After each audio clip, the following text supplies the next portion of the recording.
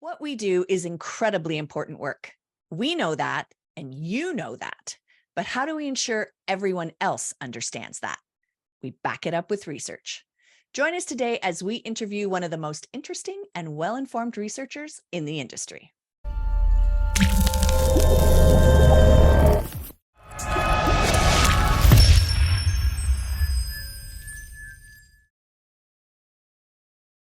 You don't lead camp because you love the office. Ultra Camp has everything you need to manage your program so you can spend more time doing what you love. Manage staff, register campers, take payments, and direct communication all in one place. Welcome to Camp Code, a podcast brought to you by Go Camp Pro. We have seen a lot of changes in our industry over the last 10 years since our podcasting adventure first began. The landscape certainly looks very different as we head into the 2023 camp season. And yet the importance of well thought out staff training remains the same. This season, we delve into new topics, new ideas for skill development, coping strategies, and ways to support our staff to bring their very best. Yes, the what has certainly changed in the last 10 years, but the why remains the same. Welcome, everybody, to one of our last few episodes of Camp Code this season. And before we dive into all this important topic, what we'd like to do is just take a moment to introduce ourselves. So, Gabs, I'll ask you to go first, please. Well, my name is Gabrielle Rail. My pronouns are she, her, and I'm one of the camp directors of Camp Waro. Camp Waro is an all-girls camp in the Laurentian Mountains, and we focus on creating a positive environment for gender minorities. Thanks, Gab. And I'm Beth Allison. I'm co-owner of Camp Hacker and Go Camp Pro. My pronouns are also she, her, and I am a camp consultant and trainer who is more passionate about leadership training year after year than I was when I was a camp director. It's where it all begins, and I love all the potential and all the opportunities to be intentional. And today we have a very special co-host. Ruby is off teaching outdoor education, and in her place, we have an amazing woman who is keynoted for us at our last Women in Camp Summit and has so much to teach us. I'm so excited for this episode. We cannot wait for you to meet her. Mandi Baker, could you please tell us a bit about yourself? Hi, everyone. My name is Mandi Baker. I'm an enthusiastic researcher and university professor. And I've just returned to Canadian soil after 20 years of being in Australia. So I'm still with my university in Australia and run LAMP Research, which is a research and consultancy business. Thank you, Mandi. And thank you so much for joining us today. We are so thrilled to have you here. Can you take a second and just tell us a little bit about your camping background? Love to, Okay. and pleasure. Thanks for having me here. Look, I started summer camp when I was 5 years old, which just about knocks the socks off most Australians when I tell them that. They can't imagine sending their kids away so young. And I started going to a camp that is now shut down called Ganadawe in the southwestern Ontario. It's a United Church camp, and I did that for many, many years, including leadership development camp. And then was off to YMCA Pinecrest. So shout out to all the Pinecresters that are out there. That was my last working summer. I went on to try to do a grown-up job after that. So that was after I'd finished my university. From there, I went to Australia, worked in outdoor education there, learned a lot about different ways of running outdoor education and doing things. And I also worked in a cancer charity. And it's kind of between those multitude of experiences, I realized there was so much to learn and so much knowledge that could be shared across all these different spaces. So I went off and worked on a PhD, which was specifically about camp counselors and their experiences of employment and the emotional demands that they experience. It was pretty cool stuff. I've been researching ever since. I had no idea I'd love research, and it turns out I'm totally research nerd. I did the PhD thinking I'd like to teach at university because there'd be less behavior management than primary and high school kids. And I can tell you right now, that is not true.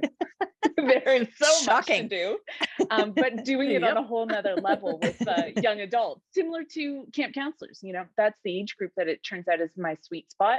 And while I was doing my PhD, I ran a residential college, which is kind of like summer camp, but like all the campers can kind of legally get into a lot of adult problems. Had another kind of residential camp experience leading and being head of college. So yeah, here we are, fascinated by camp research. Can't help myself. I just keep following new projects. Which is so exciting. So for all those of you wondering what you can do after you graduate, you actually can get into camp research. Like, it's a real thing. You can study camp if you're an academic and so inclined, which is really exciting because it's not often we hear about someone who has that kind of a PhD. So that's exciting to start out with. Gabs and I are absolutely nerding out about all the important research that you've done in the world of Yes, camping we are. and how it can help change the world for the better. Can we just start with some really simple questions? They're simple, but they're probably really layered. What is camp research? Well, look, camp research, to give you a bit of history, maybe about 35 years ago is when the real boom in research on the camp experience kind of took off. Some great and wonderful humans, I like to call them elders, if we can, in the spirit of what elders do, led the way. People like Carla Henderson, Deb Bialeski were at the forefront of telling us stories about what amazing things happen at camp, what the benefits from camp are. There's generations that have come since then. Again, some American heroes. We've got Jem Sipthorpe and Barry Garst, who are also doing a lot of that work. And it basically, I think kind of the intention was to show people what the value of camp experience is all about. And we've been at that now for a few decades, like I said, 3 or 4. And we're at a point, I would say, in the last 5 to 10 years where we're starting to explore the idea of the camp value and what happens in camp and how people experience camp from multiple perspectives. Originally, it was kind of all camper benefit stuff. Now we're looking at it from multiple perspectives. What is it like to be the parent of? What is it like to be on the staff? What is it like to be the camp director? What are the complexities in operating? And we're also starting to ask a lot more critical questions about the nature of camp culture, camp values, camp practices, the history, how did we get things right? How did we get things wrong? Much like a lot of sort of societal questions about inclusion and equity and diversity. So yeah, that's the sum of camp research. The only other thing I wanted to jump in there and add was we're also using a lot of different fields of knowledge. Whereas before we were often housed within applied health science, recreation, and leisure departments, now you're going to find that camp research is being done by psychologists, public health policy writers, practitioners, anthropology, sociology. Lots more people are coming to the party and looking at it from a lot of different perspectives. That is really exciting. Gab, you have this very excited look on your face right now. Well, I just also remember my anthropology professors just being like the kookiest bunch of people. And I was just thinking about how so many of our behaviors and actions and traditions are passed down through just generations and generations, and understanding where that comes from is such an important part of being intentional with our camps. So research. Yay, research. I just love that it's just a whole group, because it's a mini society, and the more information camp professionals can have in being intentional on how we want to curate that society, I think it just makes us create a safer space for our participants. Before we dive into more about what this research is actually telling us, is it easy to find, Mandi? Like where will people look if they're looking for it? I laughed. Yeah, there was a I laughed for a reason. The answer is yes and no. I think once you know, but when you don't know, you really don't know. And it's not the easiest stuff to find by scratching the surface. So I guess there's a couple things I can say. Peak bodies like CCA, OCA, American Camps Association, the Australian Camps Association, they're often in a position to house camp research and to make it publicly available. And some are doing a great job, some need a little bit more love, but we can keep pushing and hoping and asking for them to be a real housing agent, if that's a way of putting it, making words up as we go. I'm a researcher, I can make up words. I'm a doctor, I can make up words. I do it all the time. And we'll believe you. Yeah, I know. Unfortunately, I need to be careful with that power, to be really honest, but it's kind of fun. And Camp look, professionals do it all the time anyways. it's true. We make Maybe up that's words where constantly. Oh, And yes, then, we do. Very true. And then children yeah, adopt that. And then as adults, yeah. you You, use it. I was gonna say, you get caught out, people look at you funny in I the mean, grocery I line. did. I got called out but just I thought that certain things at camp was like what we called Universal. like USB sticks. I thought they were called zippy zappies. I didn't realize that it was USB sticks till I was like a Till young she adult. went to a store to buy a Exactly. Zippy USB. zappy. A zippy And zappy. I thought it was zippy zappy. Yeah. That didn't go down so well, did it? By the smile on your face. Funny moment. It did. Look, yeah, sorry, getting back to it, these peak bodies have an amazing job in being able to both house but also to make accessible research. Research traditionally, especially university or academic research, tends to be hard to unlock the door. So part of what works in the academic world is that researchers write these papers and they go through a process of having them reviewed, and then they'll be published by a particular journal or publishing house. The publishing house locks the front door and charges you a fee. I guess it's a little bit like going to a music concert. There's a cover cost, or going into a bar, there's a cover fee. And depending on how great that musician is or isn't, in this case journals, the fee is small to humongous. And unfortunately, as we talk about justice and a lot of our conversations these days, the humongous fee is a problem. It keeps a lot of the people who actually need the knowledge out. So there's this funny, challenging, bizarre world of academia where the cover charge can be a real problem for access. The other thing that can be a bit tough about research is we write a lot of our stuff in very technical language. This is sometimes what I call academic wanking, or 12-letter words. We joke about 4-letter words. Well, academics have 12-letter words. And again, it's a question of access. There are reasons why we write in very technical ways. With a very specific language, we can hold a very tidy focus of a piece, and we can also speak to our peeps, people who also use 12-letter words, about a thing. And we're being very specific for a reason, because we're careful not to generalize beyond what we actually know. We don't want to say, here's a universal statement that applies to everything. That's kind of dangerous stuff to do, because you can really hurt or simplify or silence folks with those kind of generalized statements.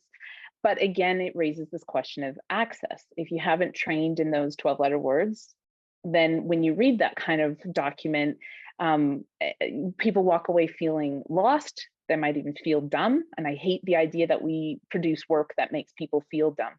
So again, it's this question of, where do I find the middle? And it's funny that this wasn't intentional. We had a bit of a chat earlier about knowledge translation, but this is one of these moments where we can talk about knowledge translation. It's being able to take that 12-letter word and find ways in simple everyday language, or even better, when you can use pictures and interactive material or voice, we talked about that too, to deliver that information in a way that's accessible, that's bite-sized, that's consumable, right? Like, everybody loves fancy food, but everybody likes comfort food too. And comfort food is there for its own reason. It's easy to chew, it's easy to digest, it gives you kind of quick energy. And that's one of the ways of thinking about knowledge translation, is how do we take very technical, very clever, very thoughtful information and pass it through in ways that are really accessible and consumable. So Mandy was alluding to the fact that we had a chat prior to starting the recording. Sorry. And I made everybody stop because I was like, we should be recording this. This is really good. Gab, can we get you to go back a little bit as to why you were so excited to have Mandy on board today and now involved in our lives going forward? Yes. Oh yeah, Mandy, you're stuck with us. Hi. Love it. So I think anybody that knows me personally and people that listen to the show, if they think like research, or number one person, they're not thinking Gab. Oh, Gabrielle, she loves research. That would not be maybe something that you would jump to, mostly because of the accessibility piece. Things need to look shiny and pretty for me to like go towards. There's a joke like within our household that if our mother's not there and there's like a commercial online and there's a 1-800 to purchase and my father's there, we're like, ooh, dad. And he's like, yes, let's buy this. So if it's pretty and shiny and the guy says, you can set your car on fire and nothing, it won't burn if you put this type of wax on it, we're going to buy it. If it's condensed and we don't understand it, then I'm not going to be paying attention to it. And however, I will say that one of my biggest frustrations within the camp industry is the lack of ability, one, to communicate what we do and what the impact that we have, positive impact that we have on campers and staff members, and even with our own families that send their kids year after year after year, don't understand maybe, what we are doing. And that's we're missing an opportunity in working with our families. The other thing is also almost a little bit of a lack of respect within our industry from the outside world and what we do and what we could contribute. I think there's a lot of partnerships that we miss out on because we're seen as a place that's just a place that, has fun during the summer or whatever time of the year. And that's that. And people that are in this profession know it's so much more. And so my research journey started with spending some time with our national research hero, Stephen Fine, in New Orleans at the American Camp Association National Conference, and him just finishing a huge national research. And I was like, tell me more about this. And we're just sitting in the lobby and he pulls out this huge giant binder. And he's like, well, look at this. And immediately I was like, no, I'm bored. No, Steven, stop. And he's like, but we have graphs. And like, I was like, no, please, but obviously the information was really important. And through having conversations with him via also his wife, she was very good at translating the knowledge, and some of the people that I work with, this is actually what inspired, for those of you that know the Thanks to Camp national, now international marketing campaign. And Thanks to Camp is truly two pillars. One, the testimonial, thanks to camp, ... And then the more than just fun, which was a way of translating this information to help families understand the positive impact that camp has on campers. For example, more than just fun, camp helps your kid raise their hand in class. And then 70% of people that go to camp experience blah, blah, blah. And it was a way to have that communication. And for me, this is so exciting because it's not just about being able to have those conversations with families, but also to be able to look at our staff training, look at our site, and make good decisions and informed decisions, because camp is not a magical experience that happens on its own. Camp is a place that people feel either welcomed or not, safe or unsafe, and numbers can help inform how we direct what we are doing, and also helps us communicate to the people that are sending their little children, their little wee ones, to within our organization. And I think also what you were saying, Mandi, about researchers and doing all the work and then things aren't accessible. I think it's similar to camp professionals. At the end of the summer, you're exhausted, and translating this information, it's not in everybody's wheelhouse to be able to express exactly what we do. And there's that little roadblock. And that's why I'm so excited you're here, because if we can demystify it a little bit, I think it's going to really help our industry be a stronger industry. Thanks, Gab. So before we dive into how we can demonstrate the value of camp with all this research and how it can make us better at our jobs, we're just going to take a quick break to hear from our sponsor, and then we'll be diving into all that good stuff. Do you remember why you chose to get into the camping world? UltraCamp knows it wasn't because you loved paperwork. That's why they built a platform that's as flexible and affordable as it is powerful, so that you can keep your program moving forward. It includes pricing that is transparent and flexible, which means you can rest easy and focus on what's important, your campers. It has low minimum entry, clear pricing with no hidden costs, flexible payment terms, and no long-term contracts. UltraCamp's goal is to help their clients spend less time in the office and more time doing what they love. Want to know if UltraCamp is the right fit for you? They offer free customized demo sessions so you can see their software in action. And you can sign up at ultracampmanagement.com/campcode. All right, we are back and we are super excited to be able to dive into the meat or tofu of all of this. So, all right, Mandi. So, how do we use this to demonstrate the value of camp? How is this research something that we can take? How do we go forward with it? Oh my, what a good question. Big Well, question. I'm gonna make a couple of comments on what Gab said because I think it's really Please, yeah. important to pull some really amazing pieces out of there. And if you think about it a bit like sticky notes, like you kind of have to. What Gab's just shared with us is so full of goodness that you kind of have to like put one ingredient on each sticky notes just so you can kind of like mark it.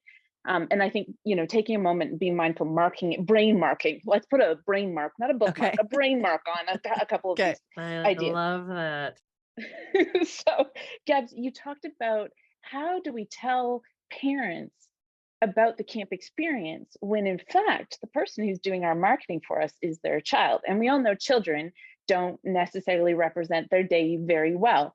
So my kids come home from school and I go, how was today? Good. Anything happen? No. And then like later I find out this like massive thing has gone on, as I'm tucking them to bed.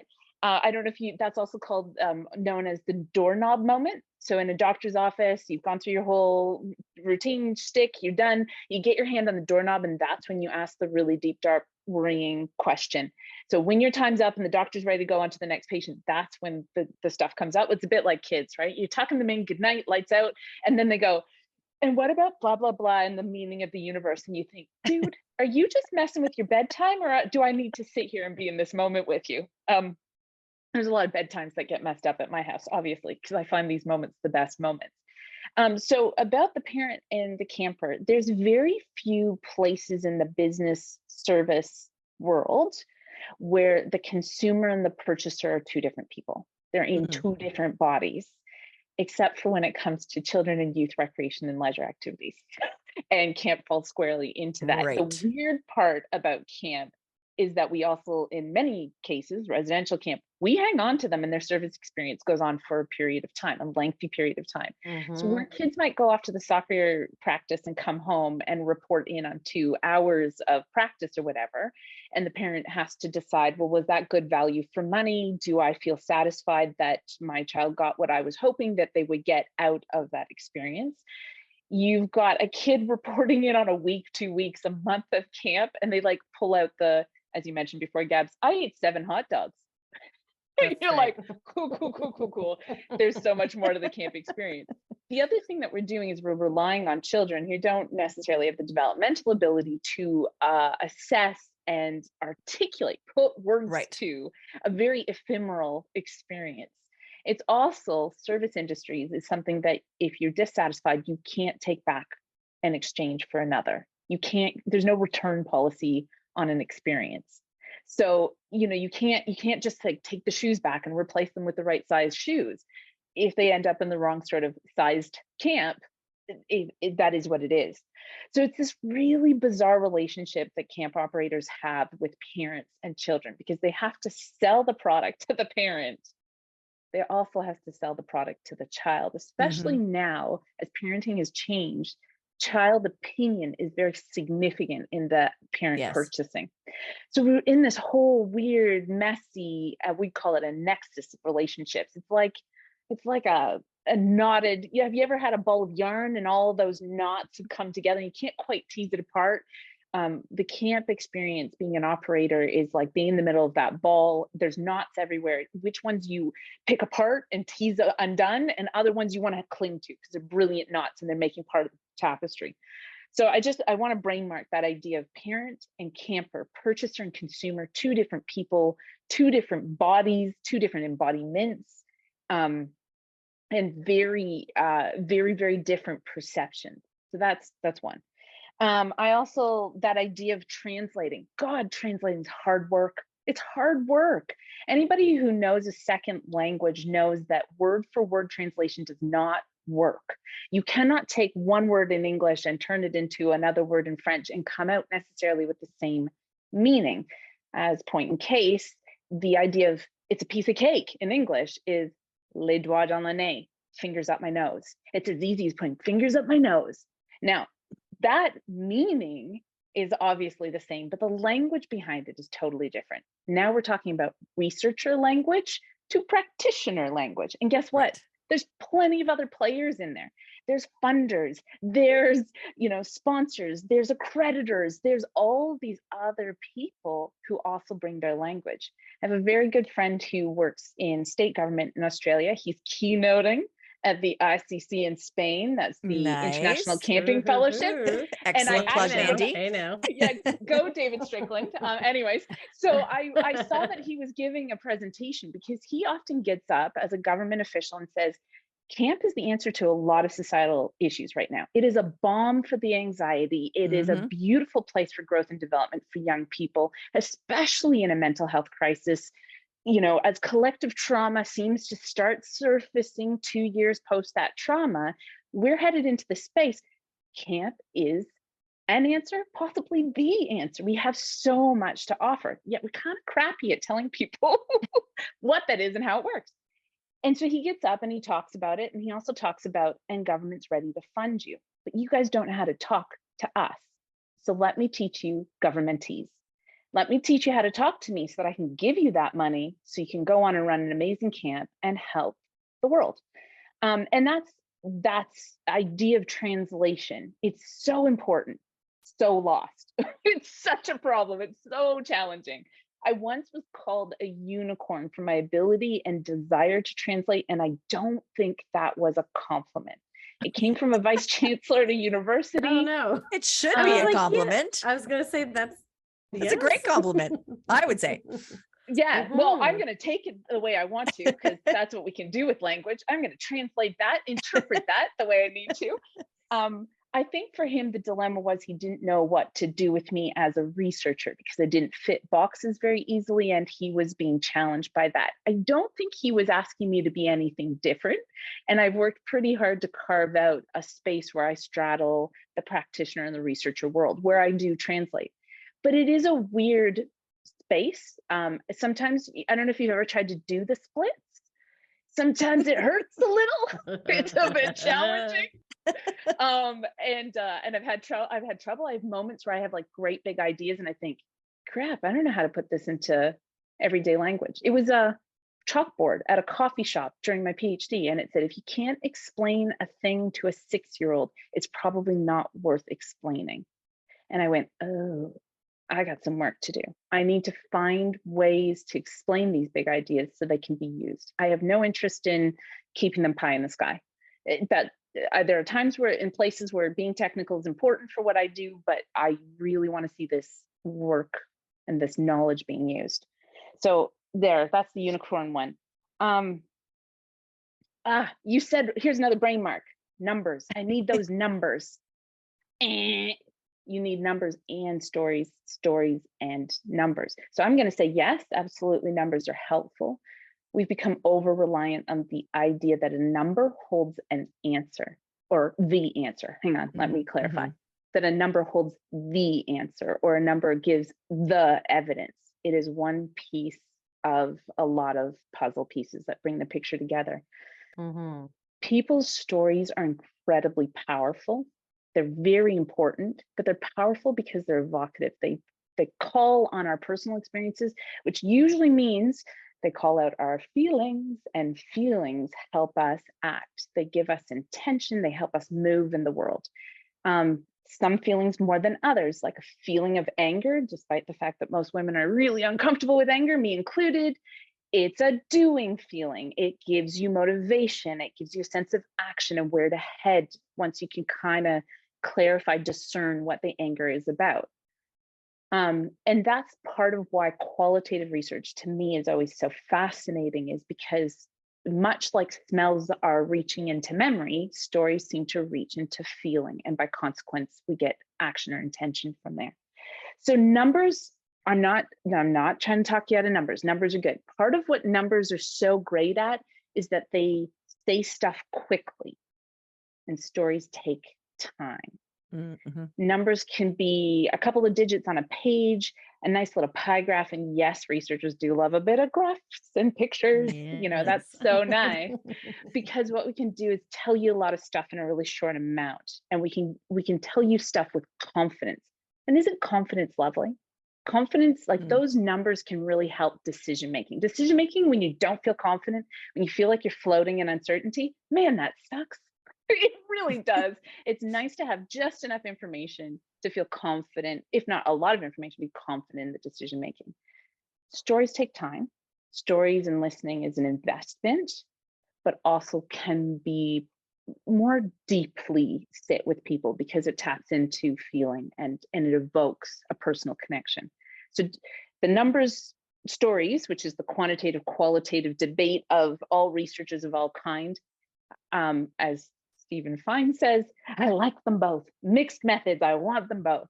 Now, mixed methods is tough for those. That means using both in one study. Tough work. It's sometimes called merge methods, because bringing those two worlds together, because they're premised on really different head thinks, really, really tough to bring together. So if you find someone who can do that well, tell me their name. They've got to be my best friend. But remember that both sides are super important. And that sounds like, Gabs, you already knew that, because the thanks to camp, we were hearing about it in Australia. And we don't have the biggest camp. Yes. I mean, Thanks. this is like discovering that you wrote Boom Chicka Boom. Like, I'm like, whoa, Right. you're thanks to camp. You're the, inspiration, and that's beautiful. And I'm so excited about the idea of more than just fun. You are Well, 100% it is a dual pillar, like, and that I knew from camp directors being quite great storytellers. A lot of them are, but we needed the more than just fun piece. And then again, with the camp directors being great storytellers, sometimes they tell the story for a very long period of time or a very long document, and we need to encapsulate these feelings and multiple feelings or multiple experiences. But I would say Lori Brown is also quite a champion of the dual method of wanting to have, those stories, and not always the good ones either. And I think that's the piece. There's the marketing piece that we want to go out there when we're talking to schools or to families, even to our governments, where we'd like maybe support financially or legislatively, but also to inform us, when we're making decisions on staff training and we're making decisions on raising children. Camp is in a lot of ways is based off of appropriation, a lot of appropriating Native American cultures, and primarily whites, but in Canada and the US, financially not accessible. These are stories that are very important to have so that we can also make the right decisions when we're trying to create our mini communities. I couldn't agree more. I'd probably, as you were saying that, I was thinking the words kind of like professional growth or growth in terms of how is this industry going to keep growing. And the only way we do that, I think, this is an opinion, or one of the important ways we do this, we need to ask hard questions of the things that aren't working, or we need to listen to the difficult stories, the stories of hurt, the stories of exclusion, of injustice, and make some sense out of that so that we can take that back into, well, how do we practice? How do we change the course of our culture, our camp culture? Because our camp culture is an old one. And I'm going to say something a little provocative here. It's one that is a little bit slow to evolve. I was trying to explain this to someone at the OCA just only a few days ago, and I was saying camp culture is a little bit like Quebecois to the French language. And knowing that you're in Montreal, I could be getting myself in all kinds of trouble. So I'm going to say this. I did French immersion since kindergarten. And then when I was 16, I went off to France on a study exchange. And I was like, I got this. I was in French immersion. I got this. No freaking clue. The Quebecois I had been learning for years didn't stand up and to the French of France. Mhm. And No. one of the things I remarked was that France, in its confidence in terms of its culture and its language, were quite open to the way that other cultures and languages evolved it. Whereas with Quebec, surrounded by Anglophones and a very, Quebec clung to the French culture of its time to the point of almost being isolated, and the language didn't entirely evolve in some of the traditions. So, as an example, in France, the stop signs say stop, and in Quebec, the stop signs say Arrête. arrête. Yeah, there we go. And Yes. it's interesting that when you feel like what's important to you is potentially under attack, that there tends to be a stagnation. You kind of get stuck with what you know and where you're at. And when you're feeling confident and you've got your stride, you can take on difference without it making you feel less than. And I think camp culture, as an old one that was established in very particular ideas that made a lot of sense at the time and space that it was, socially, economically, politically, it kind of gets a bit stuck, and it's been a bit stagnant on those cultural values. And part of it is because camp culture is so different from everyday culture. And it has to be. That's part of the magic. I've written about that in my research. It's that it needs to be a liminal space. The community in that space is unique and powerful and almost spiritual. We talk about it as being magical. But part of it is that it doesn't either have the time or doesn't have the confidence to be able to evolve without feeling kind of under attack. And so there's a lot of sort of clinging to old values that, like you described, are problematic, that are based on colonization, cultural appropriation. There's some really problematic bits. There's some beautiful stuff. Again, like Totally. knots, we kind of need to tease out the good bits and go, hey, that's awesome. Let's hold on to that. And that's problematic. Let's evolve that one. And do it with the assurance we're not going to lose ourselves, or we're not going to lose the industry. I've been warned that some of my work make it difficult for people to hire camp counselors, because I've raised some critical questions. And my response to that is, I don't think we're going to lose camp. We can only get better by addressing problems, potentially inviting those people, competitively inviting those people back in to work with us because we've addressed those problems and we've made the space more supportive, more inclusive, and more reasonable. Amazing. And I that, think, and oh, sorry, Gab, go ahead. I was just going to say, and for me, that's extremely important work, where we're talking about our staff and making sure that their pay is reflected in the type of work that they are doing. And I think that a lot of the time those type of blocks, I mean, I have a little initial as well, like, I don't know if we can do this, like that's inside of me. But I think that what research does help us is it shows us, as we say in French, the problématique that's right in front of us, that this is, and that it will the thing is that, and it's almost like it's not a it doesn't tell you the future, but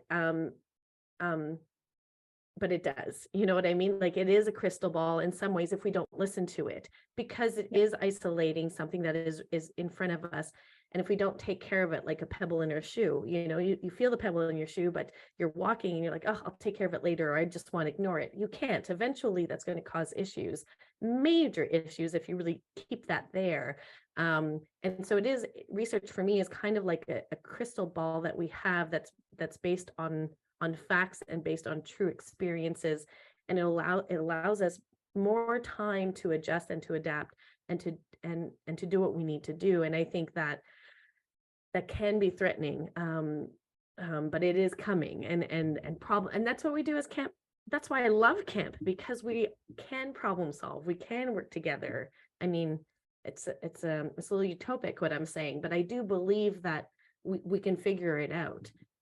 It just might not be exactly the way it's been, but we don't want it to be either. If we can treat our staff better, this is an important piece. But camp won't be around if we don't adjust also. Right. And change has to be part of our legacy. It has to be. Yes. Yeah. It's how we're all going to move forward, I think. Well, it's a bizarre connection, and unfortunately nerdy brains do this, and you guys are probably only too familiar with it, but um I'm watching, the musical Hamilton with my kids, and we're singing along to the lyrics, and there's this point at which George Washington says, well, no, I need to not be the president because people need to learn to move on. They need to be able to allow new leadership, new visions, new values, new cultures come through, and for that to be evolution, to be just such a normal part of our culture that we are comfortable with it and we embrace it and we look forward to it. And to speak to what you said, Gabs, the interesting thing that research does is, we have the luxury of time. I truly feel like an absolute privilege to have the time and space to read, to think, to process, to absorb. I do a lot of my thinking through the writing, which is great because then I can share it a lot easier once it's written down, to go, here's the weird thought in my head. Okay. And it's in a sentence that actually is grammatically correct. So, to have that privilege to do all of that in order to hand it back to folks that it matters to, that it affects. And what we're doing, or what I'm hoping I'm doing, is that I'm able to provide information, even some kind of loose, if not specific, brainstorming on solutions in a timely enough manner that you can take that. And like you said, you can now have a vision of how you're going to move forward with it. The more time you have, the more control, the more influence you have on how that's going to go, rather than, like you said, the pebble in the shoe gets to the point where you have to make a really quick, relatively uninformed decision, and you really might not be very happy with what you had to choose, or that your choices were so frigging limited because you ran out of time. You just, you didn't. So it's a beautiful opportunity, especially when we do a good job of collaborating, when we all come into the middle and go, I can tell you this much, and I want to hear about your problems, and we come up with that knowledge translation, we collaborate, then there's so much space for visioning. And I always used to call it dreaming. And living in the Aboriginal lands of Australia, dream time is a very important and sacred thing. And so I think as camp professionals, we need to be good about sitting at the table and having dream time, or sitting on land, or being in country and having dream time. I am going to sadly cut us off here because we could go for hours.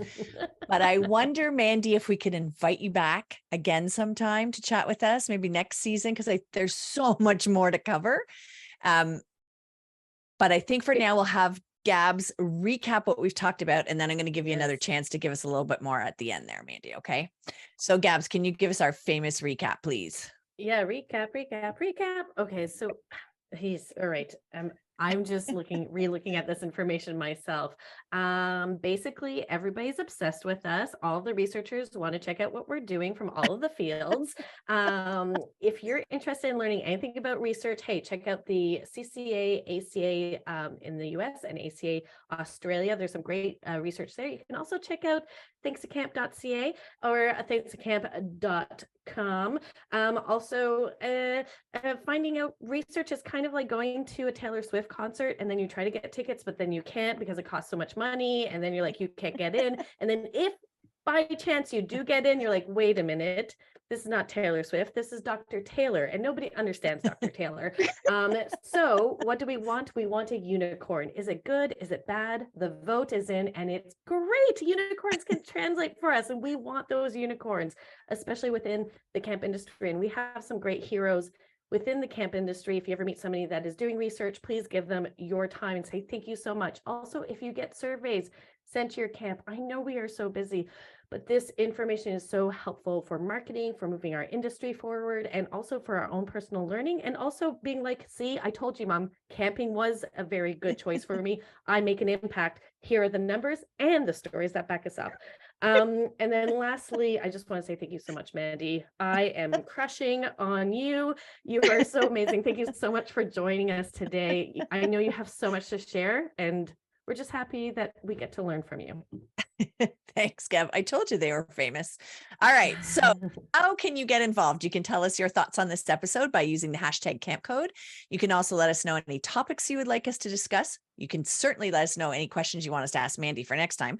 Any guests you recommend that we have on the show, any great leadership training tips that you have to share. We would love to hear from you. We are all about sharing in this industry. That's what we do. One of the few industries out there that's like, here's all my stuff. Read it. We want to make it better for everybody. So if you found our podcast to be useful, we would love it if you could leave us a rating and a review in your podcasting app. And here's how you can contact us if you would like to get one of us and not the whole team all at the same time. So Gab, how can they find you?